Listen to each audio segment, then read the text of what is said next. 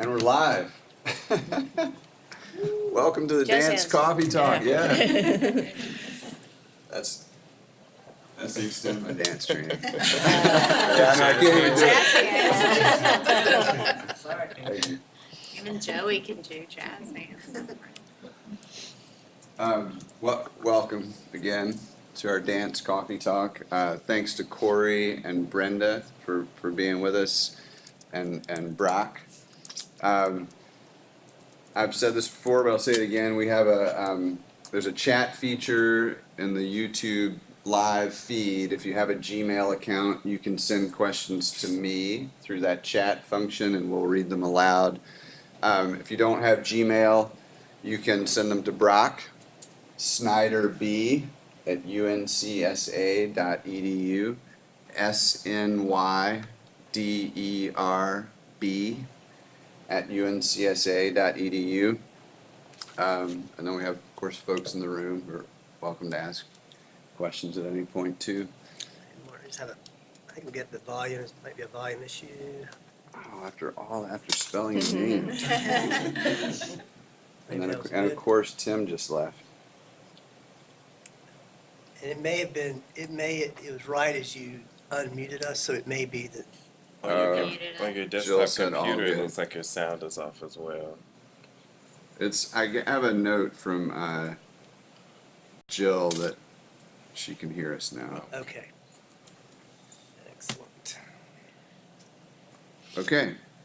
All right, I Thank think you. I'm just going to start Please. with just an update of just what's going on right now in the School of Dance, and then Corey and I are here to answer your questions. So we are now in the third week of our full schedule. We had a couple weeks to ramp up and do our placement classes and just allow students to get the lay of the land, but now we're into our full schedule, and we've started Nutcracker auditions just this week, and, well, for gentlemen last week. We have been in rehearsals for fall dance for the contemporary students for 3 weeks now, and contemporary as well. Our seniors have started casting their emerging choreographers pieces, so rehearsals are rolling along and classes are rolling along, and it seems like people are doing well. All the students did active shooter training last week and this week. When these things come along, we kind of have to knock out our regularly scheduled programming to put in these special things. We also had an in-service day last week for faculty, staff, and students dealing with diversity and inclusion. So periodically throughout semesters, there'll be a day where I have to kind of clear stuff out of the schedule in order to do these mandated trainings or in-service or meetings or whatever. But other than that, I'm feeling that the students are happy and settling in, and yeah, nothing's really come across my desk to suggest otherwise. Yay, let's keep it that way. So that's what's going on. We're just really ramping up now in our fall semester, getting ready for those performances that are coming up. So I'm open for questions. I have an email question. Can you describe the feedback progress report process for dancers? Do the dancers receive formal feedback outside of in-class corrections? Right, at midterm, which is not yet, it'll be in a few weeks, the faculty fill out a form. It's called the Midterm Progress Report.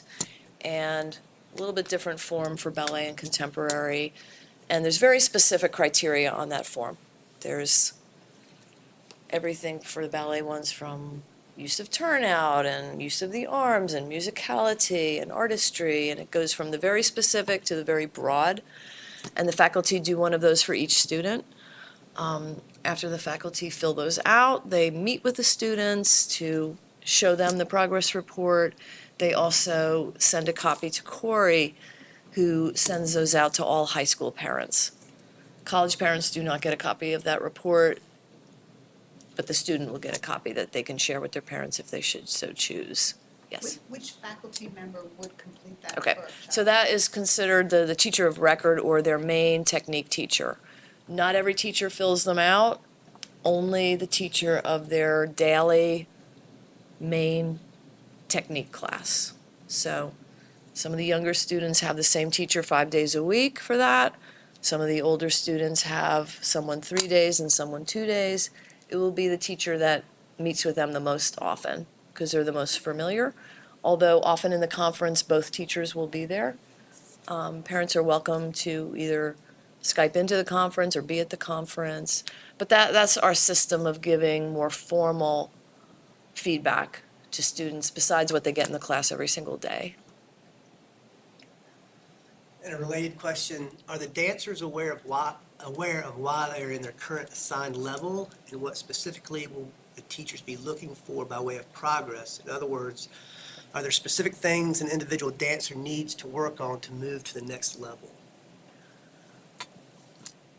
That's a good question. There's specific, and I assume that this questioner is talking about the ballet program because it's different in contemporary. The cohort comes in as a class and stays as a class as they move up through their years together. They're not leveled in contemporary. Before I get back to the question, I'll just explain why. Because contemporary has so many different kinds of styles that we teach. It's not just one thing like ballet. I teach Cunningham technique, we've got Lamone technique, we have Graham technique, we have release technique, we have counter technique. So even if a student might be familiar with one of those, they're certainly not familiar with all of them. And so we start kind of like boot camp with all the basics, the ABCs, and everybody progresses from one technique to the other, and they get their different styles under their belt that way. Ballet, of course, is different, and the students come in with the background that they have.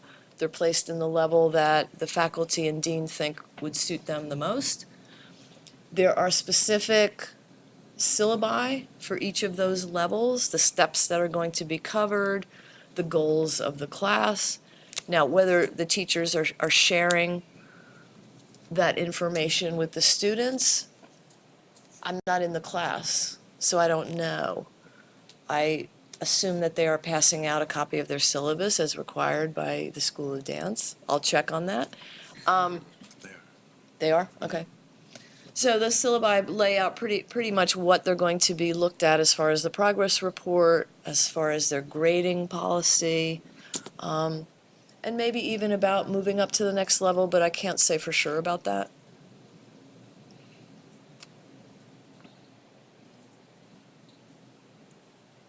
I have a question. Yeah, go ahead. So can you just briefly talk about the division of the levels?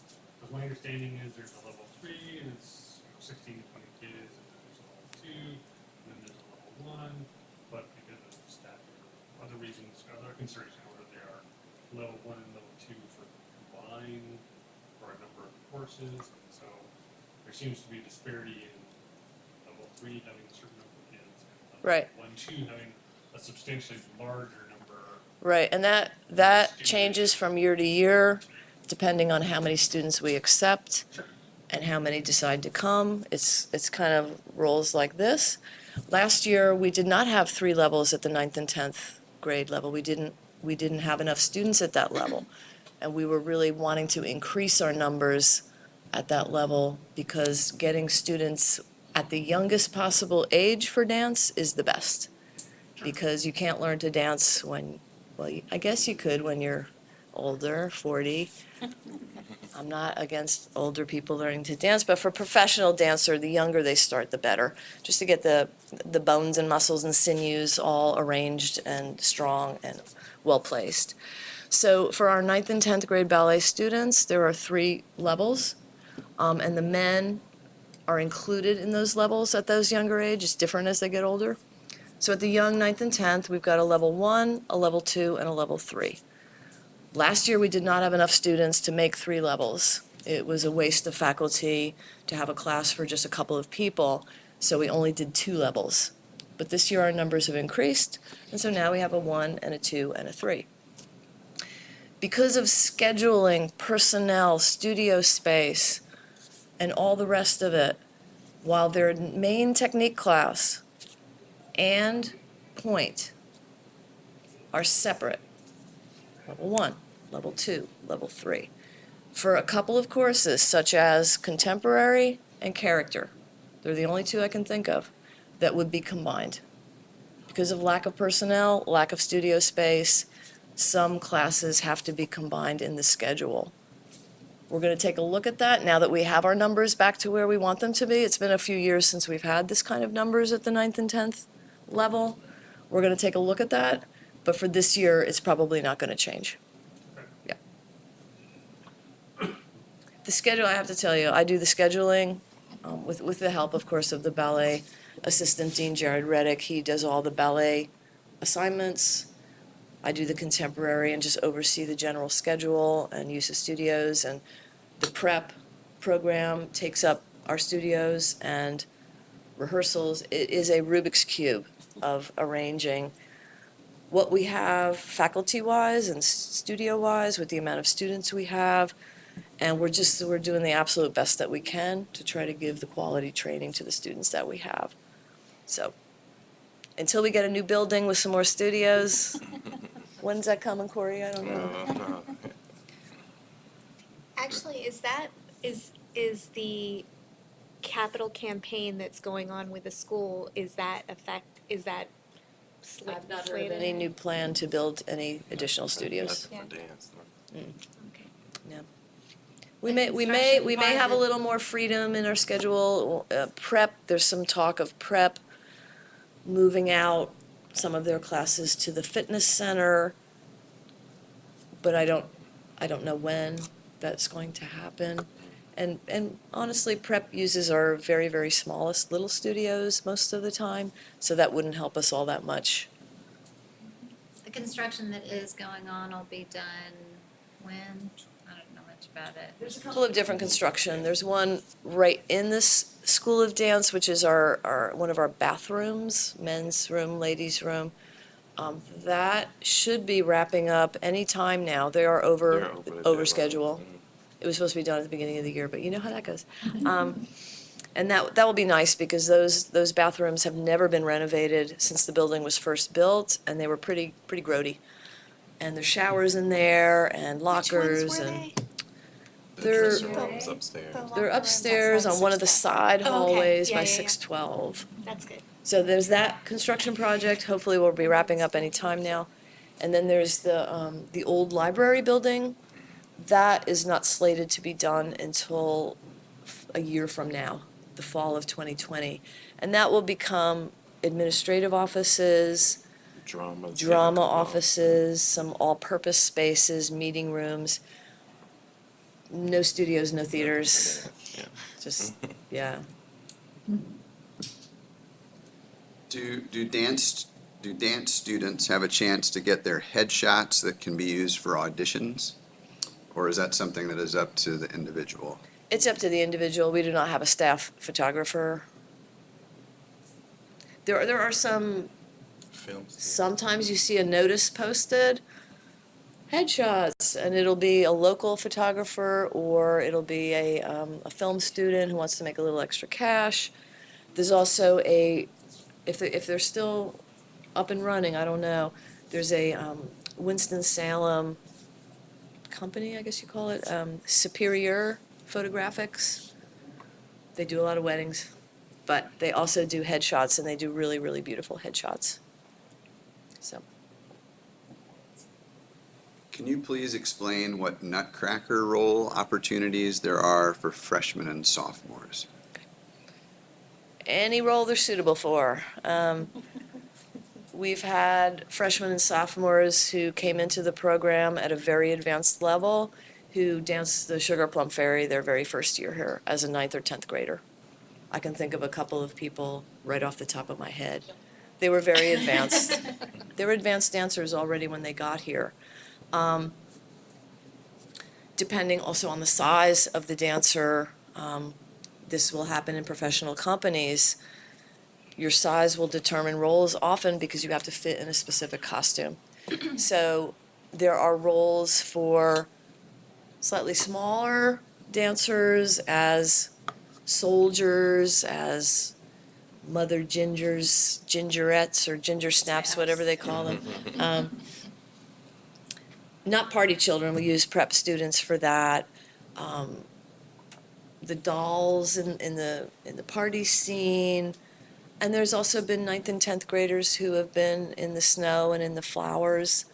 And the boys have roles as Sasha / the Nutcracker Prince in Russian. So any role that a student is suitable for, they would be considered for. Doesn't matter if they're 9th, 10th, 11th, 12th, or college. Do you have an approximate rate at which the freshmen get in? Is it 10%, 20%? Some years, all of them are in. Some years, there's been many years where all of the 9th and 10th graders have been used in Nutcracker. There have been other years when half of them are in Nutcracker and half of them have a rep class where they're learning a classical piece that they perform in the workshop at the end of the semester. It just really depends on how many students there are total in the whole program, college and high school, 9th, 10th, 11th, and 12th, and the capacity of the costume shop and the dressing room space and all of that. They negotiate it just slightly differently every year, so I can't really say for sure, but I would say a good proportion of ballet students are in the Nutcracker. Can you tell us more about that workshop at the end of the? Yeah. What's in that? Yeah, definitely. So there are 3 workshop performances throughout the year. We call it Dance in DeMille, although sometimes it's not in DeMille, so that's a kind of a misnomer. But the fall semester Dance in DeMille is in DeMille, and that takes place right before the winter break. It's actually the last Friday before students are released home for the holidays. That program has the work that is done in the repertory classes all semester, so within the next week or so, we will know who's in Nutcracker and who's not. The contemporary students have been in repertory already from the beginning.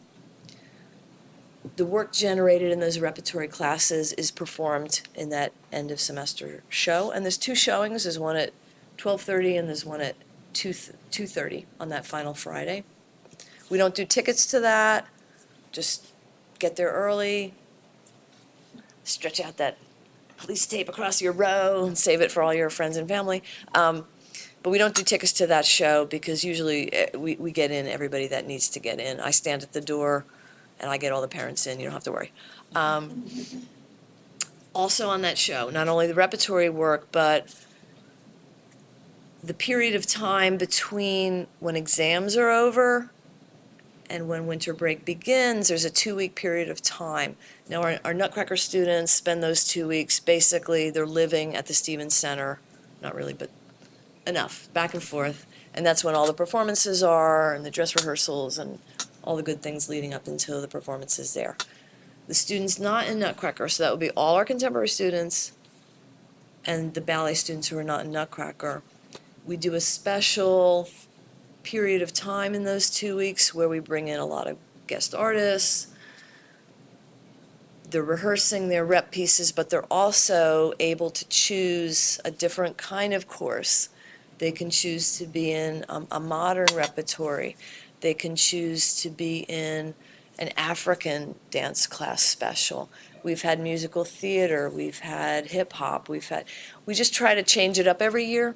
And the students have some choice. They're like, I want to study that, or I want to be in that class. We do ballroom, you name it, we've done it.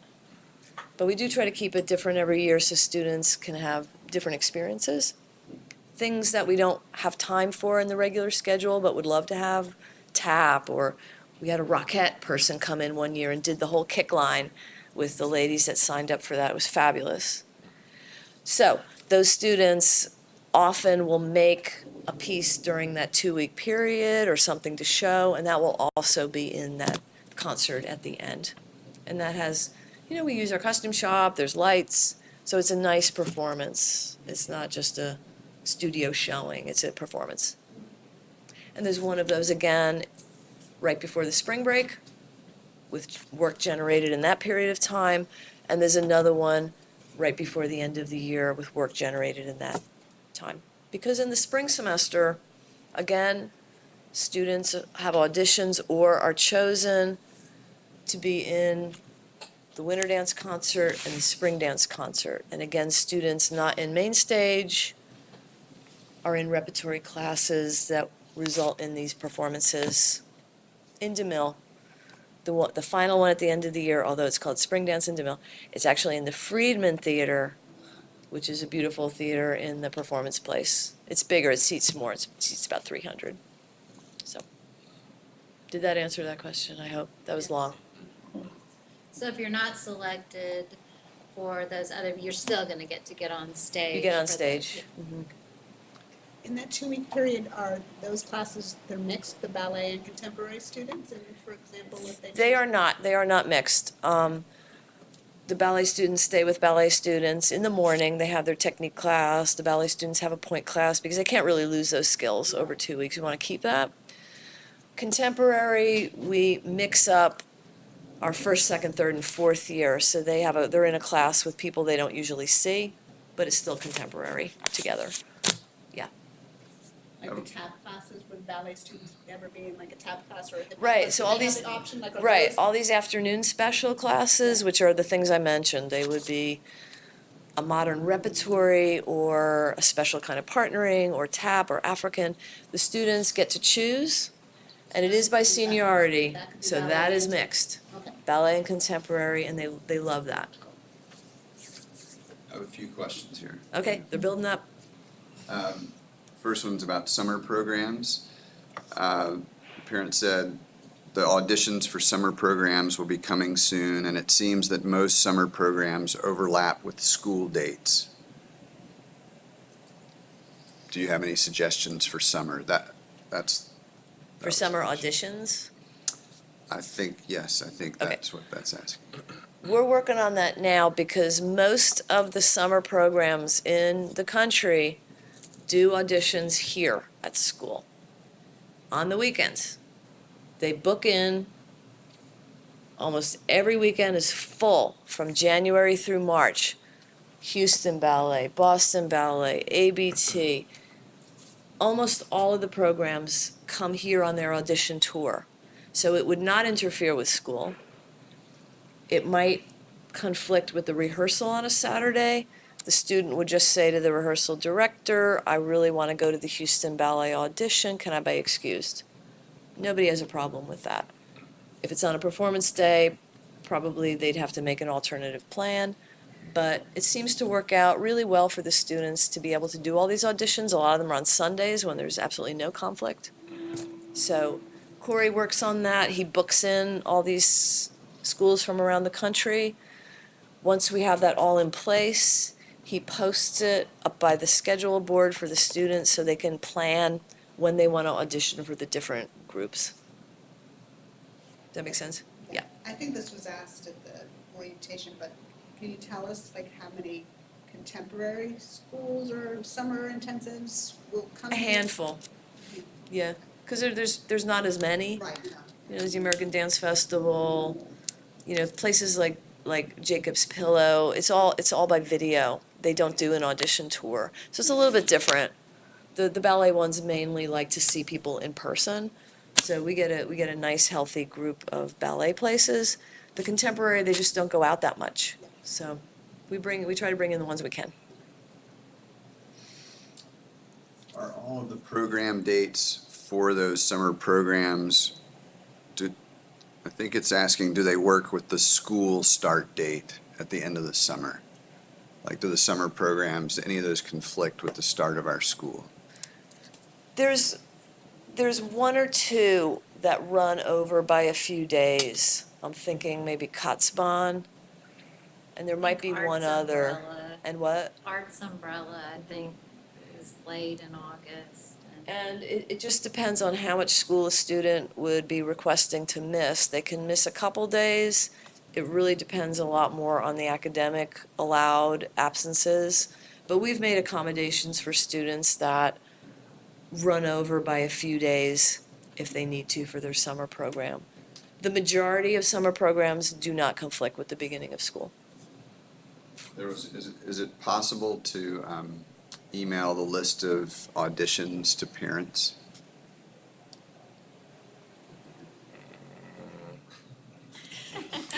So I could, I think the easiest way would be to send it out to students and they can forward it to their parents. Because a lot of college students as well as high school parents want to see that list. So I'm happy to publish it maybe towards the end of this month. I can put out the first draft of it. Okay. Yeah, I think, we'll blast it to the students, and when it's ready to be posted, we'll post it. Students can take a picture of it, and the students can forward it to the parents. When you post it, do you post it electronically anywhere? Like, do you put it on a website, or do you put it on a? I will give it to admissions to post, but for the most part, it just goes on the dance boards. Yeah. And it's still a growing list. I'm still accepting bookings, so I'm not sure when it ever. It constantly Comes to a stopping changes point, yeah. too, so, yeah, I'm Yeah. just, Weather I'm changes. protective of his Yes. workload, so. No, I was just saying, if you're going through the work of printing it out, just pushing it to a site.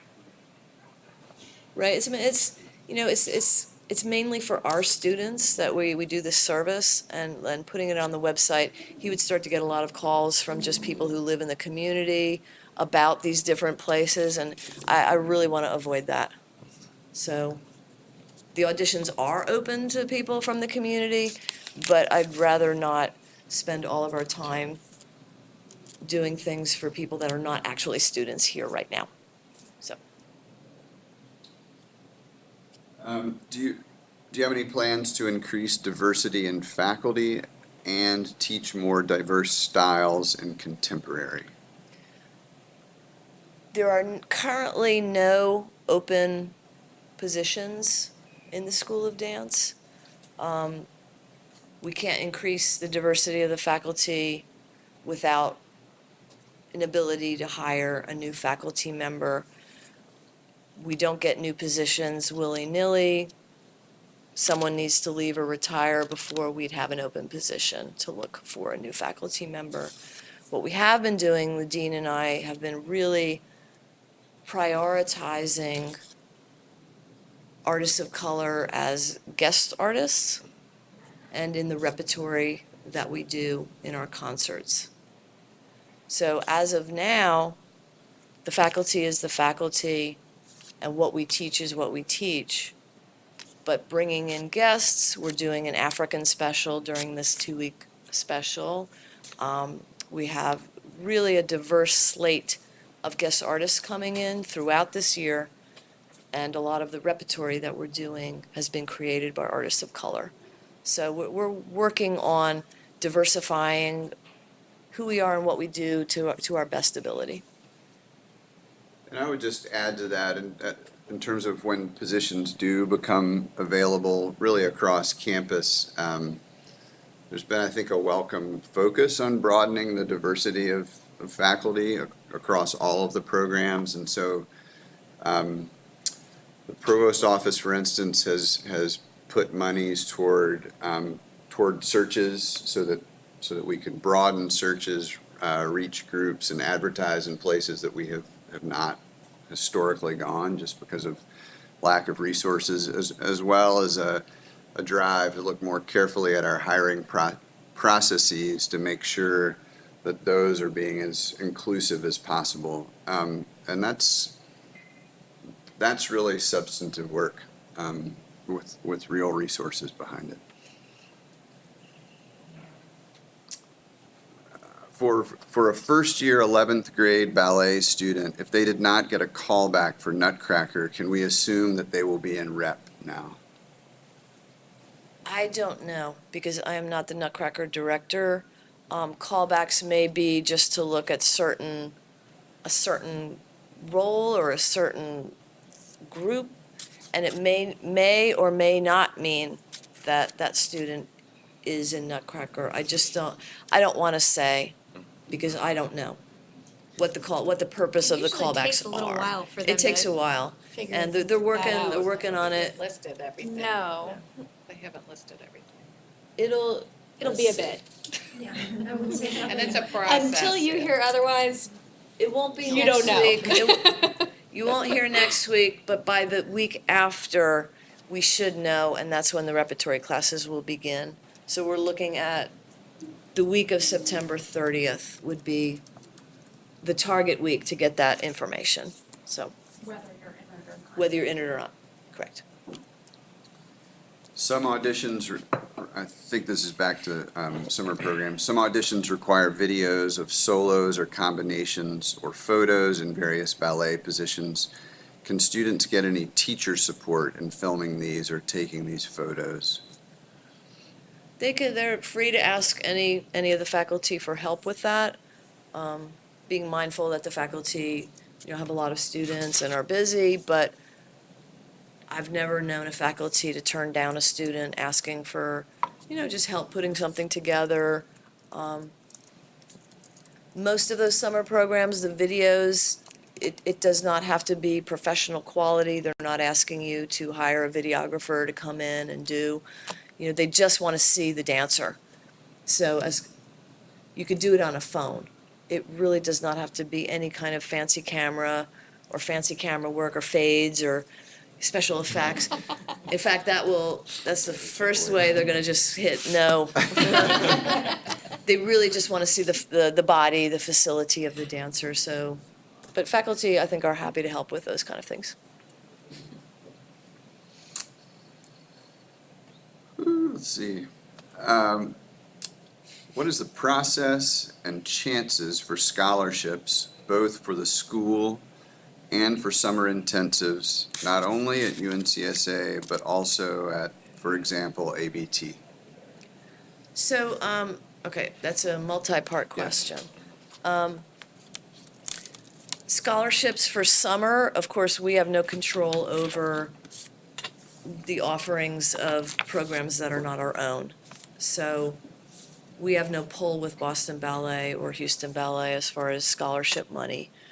So that would be according to, the talent of the student and how much they have to offer. Our own summer program, there's a little bit of money for scholarships, which is determined at the time of audition. Our scholarships for our year-round program, we look at that at the end of the year. March and April, we have a faculty meeting where we just are talking about the students and scholarship money. I initiate that because I know who all the students are. I know what all the scholarships are. We have some specific scholarships that have to go to a ballet student or have to go to a contemporary student or have to go to a male student. There's some very specific criteria in those scholarships. Then we also have money that we raise ourselves for scholarships. Our Nutcracker ticket sales are that's our biggest scholarship fundraiser of the year. We also do a festival every year where we invite in students from across the state, from small studios. They come for a weekend in February, they see our winter dance program, and we teach them classes all weekend long. The fee that they pay to come do that makes a significant amount of money that we use for scholarships. So we have the students and we have money, and we try to match the students with the money. Some of them are based on merit, some of them are based on need, some are both. Again, it's another one of those Rubik's Cube. But students who have need, first of all, need to work with the financial aid office, because that's not just for college, they have money for high school as well, for students with need. And then I also get information from the financial aid office about who has proven need. You can't just say you have need, you have to submit the FAFSA form. So that proven need would qualify a student for some of our need-based scholarships. And then I have students all the time that'll just come up to me, and they should be encouraged to do this and say, my family's having a situation, or I need X, Y, and Z amount of dollars to come back next year. And I do everything in my power to try to make it happen for the students. I try to make that money stretch like it's silly putty. I just stretch it and move it around. And if I hear a new student has decided not to come and they had an offer, I just take that money and I put it over here. And I'm doing the shell game all summer long. But we do that in March and April. So if a student, parent, you need to reach out to me, please do. If you have that need for more money to make it possible for your student to come back next year. I wish all our students could come here for free, but until that happens, I do the best I can with what I have. Does UNCSA recommend or support students to go to non-UNCSA summer intensives? They do, and I want to add something about that former question with this one. We really do encourage students who are here to go somewhere else for the summer, to get a new set of faculty, new set of experiences. They come back just refreshed and just, I don't know, raring to go again. You know, it's good. Change is good. Excuse me. We have 2 opportunities for students to get free money to go to these summer programs. There's career development grants. Those are smaller. I think that maxes out at maybe $750, but that's not nothing that the students can apply for. We also have the Siemens Art Fund, which can go up to $5,000 for summer study, a creative project. Most students use it for summer study. And notification about how to apply for those goes to the students in their email. Usually in January, they get those emails. So students who never check their email, they're out of luck. They hear about it from a friend and they come and the deadline's already passed. So the students, really, all parents, please encourage your students to check their school email, because important things like how to apply for that money come by email. And that's, everybody from the 9th grade up through college is given equal weight for those grants and that money. And students have they've gone to Europe, they've studied at the Royal Ballet School. It's a good deal, so. If a student wants to stay at UNCSA for the summer, do they have to audition? This goes back and forth. We have a new summer director, and I think that what we decided last year with our new summer director was that current students did not have to audition, that they would, since they're already here, they would just be accepted into the summer. But I'll double check on that. That was right. Yep. Is that right? Am I right? For once. What is the creative movement class that lower level ballet students are taking? Is there any traditional contemporary or modern technique being taught in that? So again, we toggle back and forth because both are important. Technique in contemporary for ballet students is important, and creative movement where they're coming up with their own voice is important. So we usually do 1 semester of creative movement and 1 semester of technique, and that's for the 9th and 10th. Once they get into 11th and 12th, then all ballet students get technique in contemporary twice a week and creative process once a week. If senior dance students want to go to UNCSA's college, what would be the application process? I'll just say we're Give that just pitch. I think for the first time, First time. we're waiving the application fee for our high school students. They just need to have applied by January 13th, which is the start of classes for the spring semester. Right. It's also helpful if the student lets me know, because I eventually get the information from the admissions office, eventually, that one of our high school students has applied to college. But it's super helpful if the student lets me know, because then I can facilitate the whole process to move faster. If they don't let me know, I don't find out until like down the road from admissions, and by that time they're asking me, who is this person and why is there no audition sheet on them? I'm like, oh, well, they're a high school student, they didn't have to audition, I didn't know they were applying, let me get that audition sheet ready real quick. So if the student says to me, I want to apply to college, I bring that to the faculty, bring ballet applications to the ballet faculty, contemporary to the contemporary. In lieu of the audition, we just say, would you accept this person into our college program? Sometimes, most of the time, the answer is yes. But on occasion, the answer is no. And that may be because we don't feel that this is the right program for the student. They've been here for 4 years of high school, and we really feel like it's time for them to have a different challenge, again, a different set of faculty, and move along. So we do sometimes say no, but most of the time we say yes. But it is helpful to let me know, because then I can facilitate the whole audition papers through to admissions, and everything will just move a lot quicker as to the acceptance process. Do we usually catch them with the intent to re-enroll form? Mm, They usually our first I would- catch. I would like to know Yeah, before that. they just need to- No. The follow-up to that is, in what way is it beneficial for the kids to stay at UNCSA for college? One benefit is we use a year of their high school arts credits to count as a year of college arts credits. So they're able to get their BFA in 3 years. We consider that they're advanced because they've gone through either 1, 2, 3, or in very rare cases, 4 years of high school here. So we say they're advanced, we give them advanced placement for that year of arts classes, and if they're able to complete their college academics in 3 years, it's very doable. They have 30 credits worth of college academics, very easy to do that in 3 years. Then you end up paying 3 years of college tuition rather than 4.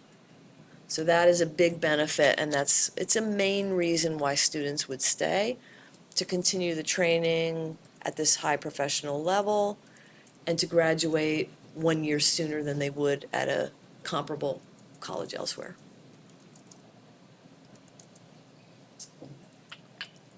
Will any UNCSA students be competing at YAGP this year? Is there a process for getting selected to do that? I don't know of any plans right now, because the YAGP Regional does a regional right here in Winston-Salem. I mean, Dean Jaffe went through all this at the orientation. Students, any student is free to be in the YAGP. You just apply and you can be an independent student. There are students that the faculty coach and foster. The faculty will let the students know. If it is that student, they will approach the student about that. That's not to say that a student couldn't approach a teacher and say, what do you think? Could you coach me? Do you think I'm ready? Would this be a good idea for me? We encourage students to do that, to just ask. Then most likely the faculty will go to the dean, Jaffe, and get approval for that student to be kind of sponsored by UNCSA as a UNCSA entry. But again, we have students who enter independently, and that's totally fine. And they win independently, so it's good. It's all good. When should high school senior students let you know if they're applying for the college program? Anytime. As soon as possible. As soon as possible. As soon as you know? Yeah. We read. Just occurred to me back to the video audition. I think it would be too cumbersome to ask, obviously, faculty to help with too much of it, but it did occur. What if they were to just ask, once the video is made, would you look at it and see if it fairly represents? Absolutely, yeah, Absolutely. yeah. And just even like Yeah. email it Yeah, or, the faculty would say, that looks great, or right? maybe you should redo tweak that one part. that. Yeah. Yeah, that would be That'd be awesome. perfect. That's a great suggestion. Is it better for students to try to get into a company or to go to college? Is it easier to get into a company after college? Every which way but loose. Now, really, I've seen many different scenarios. It is so personal to the dancer. I've seen, like, because we're a college as well, and we have students who do the full 4 years of college here and get a job in a company upon graduation. We have students who come here for 1 year of high school and get selected by SAB or ABT and spirited away, and there they are in the second company or in the company a year later. It really, really depends on the student. and what they want too. I mean, we have students who certainly could audition for companies right after high school, but they want to go to college. It's been, they've dreamed of the college experience, or they're also interested in something else besides dance. They love dance, but they want to be a doctor down the road, or they want to be a lawyer down the road, and so they're hoping to blend or combine both at once. And there are schools where you definitely can do that. You can study, even double major, and potentially train with a local company. Oklahoma City Ballet has an association with University of Oklahoma. University of Utah has an association with Ballet West, and there are other college programs that have that.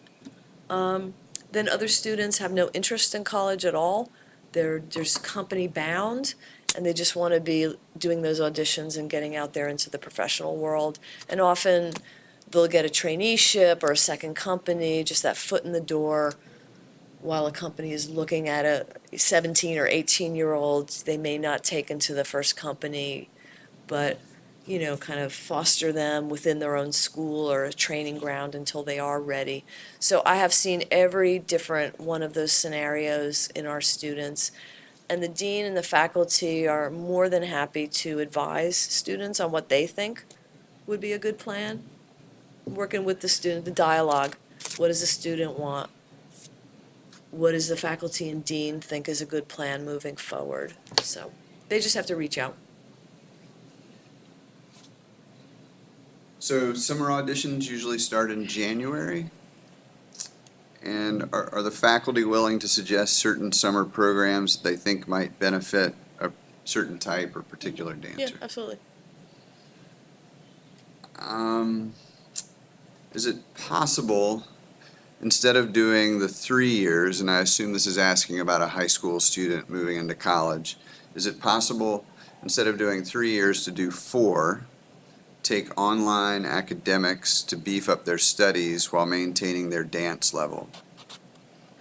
Perhaps this would. It's absolutely possible to do 4. I mean, we've had students who have decided that they don't want to accelerate their academics, and they enjoy the life here, and they want to perform more. And no, it's a great place. And so we actually have had students that have done high school that have stayed the 4 years of college, and they could take additional online courses if they so chose, but they also don't have to. It's a nice slate of academic courses offered to the artists here in college. There's some requirements and there's electives, and they're very it's a nice range, and they're very thoughtfully taught and put together. They're interesting people teaching them. Would a high school dance student ever be asked to leave if it's felt they're not sufficiently progressing or aren't suitable for a dance career? Or is it more of a once you're in mindset? Again, that would be, it would be a conversation. We would not certainly summarily drop a student out of the program if they're focused, if they're working, if they're engaged in what they're doing, even if maybe it becomes apparent that, well, maybe classical ballet is not going to be in the cards for whatever reason. If they are still here and dedicated and working and they have a plan for themselves, no, we would never cut a student like that. If they go off the rails academically, different story. If they go off the rails residentially, different story. Then students absolutely can be here one day and gone the next. So as far as dance is concerned, I would say the only area where things might be a pipeline on out is if the student is not coming to class and they've lost all desire to be here. And in that case, I think that everyone would agree that the best scenario is to move back to their local high school. Yeah. I have just a question, just in terms of the logistics of, I know multiple times you've said that faculty would be open to having a conversation, or if students have a question, or if, guiding a student in a certain direction. given their schedule, when does that happen? You know, like when, like how would a student connect with a teacher not in, you know, not in the 2 minutes before class or Right, right, running right. to the next class and say, hey, can we talk Right. about something? When does that? By when- email, I Okay. mean, I encourage students to email me Set a time. and set a time. In this midterm conference, that's a great time when they have a dedicated time, like teachers will do a bar and then dedicate the rest of the class time to the conferences. Like we have to shoehorn in those conferences when we can too, because we don't try to cancel everything for those. But yeah, the faculty are more than happy to answer questions by email and, you know, when are you free? When am I free? Let's make a time to get together.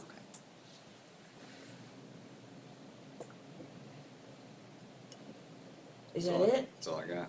Wow. I think Brock's got one. And we may need to answer this jointly. Dancers need to be in tune and understand the anatomy of their body. Why doesn't the school offer an anatomy class, at least for dancers? Okay, well, we offer anatomy to our college students. All college are encouraged to take, it used to be required, actually, backtrack.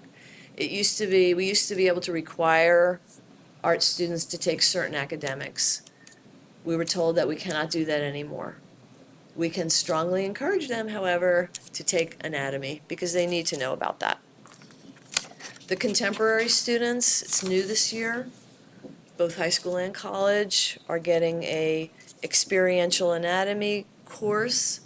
We don't have the manpower to offer that to every ballet student. We just don't have that right now. So we offer anatomy when we can. Sometimes during that 2-week period where we have all the special different kind of classes, there will be an experiential anatomy choice for students to take. So again, there's only 24 hours in the day, and we're trying. But as far as a formal anatomy course for all dancers, we don't have the bandwidth. We encourage the college students to take it as an academic. We have one contemporary faculty member who, as part of contemporary technique class, is doing just a brief experiential anatomy experience. This is kind of an experiment to see how it goes. Not to say it couldn't be broadened out to other groups.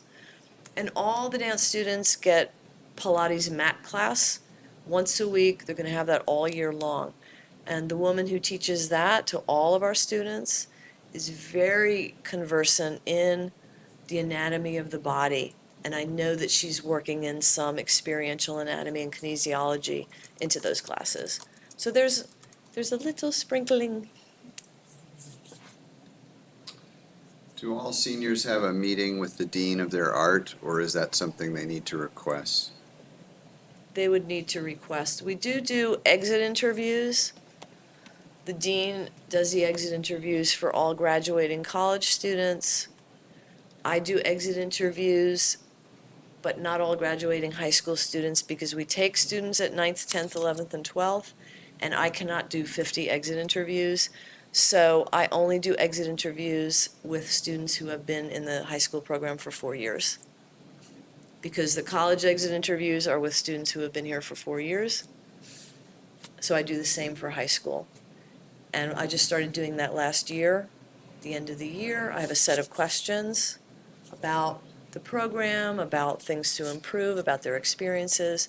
And it's really good data that I share with the dean. So we'll continue to do that. But again, the bandwidth, my workload is very intense. And there were, I think, 15 or 16 students who had gone through the full high school program here, which is ballet. And the data was wonderful in the exit interview, so we'll keep doing that. But as far as a meeting about talking about career advice or that kind of thing, students would go through Amy Harris, who is Dean Jaffe's personal assistant. She's in control of the dean's schedule, and she would set up a time with the dean. I'm sorry, there was a question about Pilates. Did you say that all the students have a once-a-week Pilates class? Is that right? Yep. You mentioned guest teachers for contemporary. Will there also be some for ballet? Yes. Yes, we've already had some guest teachers for ballet. Bios are always posted for the students to read. We've had some faculty, we've had a faculty who is out with an injured ankle. We have a faculty member who's doing some professional work in Finland right now.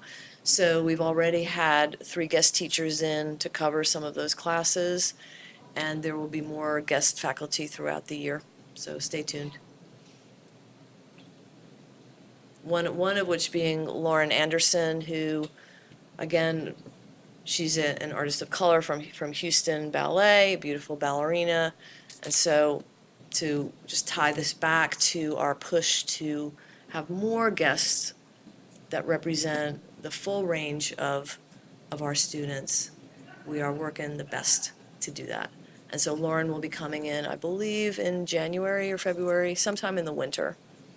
We have another guest coming in, Robert Battle. He's the artistic director of the Alvin Ailey American Dance Theater. He is our Lucia Chase Fellow this year. Lucia Chase is the originator of American Ballet Theater. Her son, Alex Ewing, was a chancellor here at the school and a longtime friend of the school. He just passed away a couple of years ago.